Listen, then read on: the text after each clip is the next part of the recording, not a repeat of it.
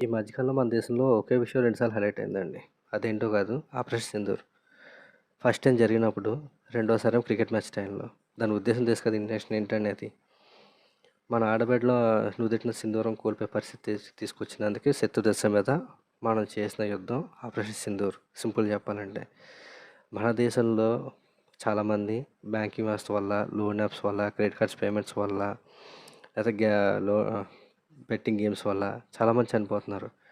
మరి అటువంటి వాళ్ళకు కూడా జస్టిస్ చేయాలి కదండి. ఆపరేషన్ సింధూర్ అలాంటి వాటికి వర్తించదా? సింపుల్ చెప్తాను చూడండి. ఒక బ్యాంక్లో ₹1,00,000 ఒక అతను వడ్డీకి తీసుకున్నాడు 2 సంవత్సరాలకి. తను ఏమనుకుంటున్నాడంటే 5,000 దాకా వడ్డీ, 5,000 అసలు 2,000 దాకా వడ్డీ పడుతుందేమో అనుకుంటాడు.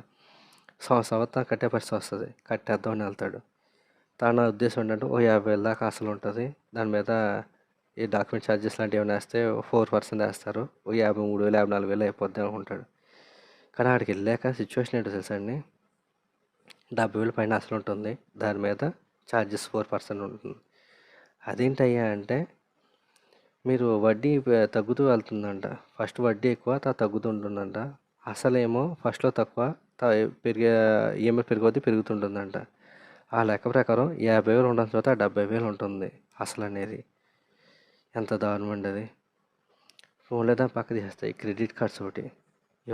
ఒక పక్క ఆన్లైన్లో, యూట్యూబ్లో, ఇన్స్టాగ్రామ్లో, ఇంకా సోషల్ మీడియాలో సావగొడతారు. అమ్మ మీకు ఆఫర్ ఎంత ఉందో తీసుకోండి, లేకపోతే మీకు ఈ బెనిఫిట్స్ పోతాయి అన్నట్టు వాళ్ళో పక్క.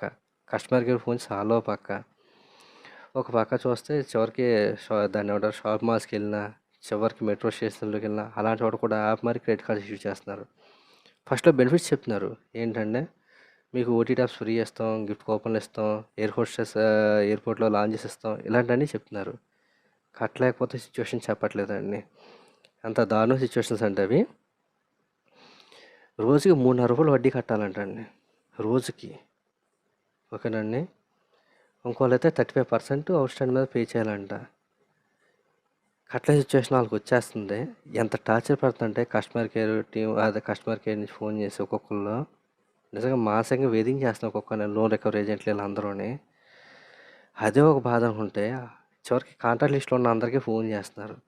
ఇంకా దరిద్రం ఏంటంటే వాళ్ళ కాంటాక్ట్లో వాళ్ళ ఫోన్ నెంబరే లేదు.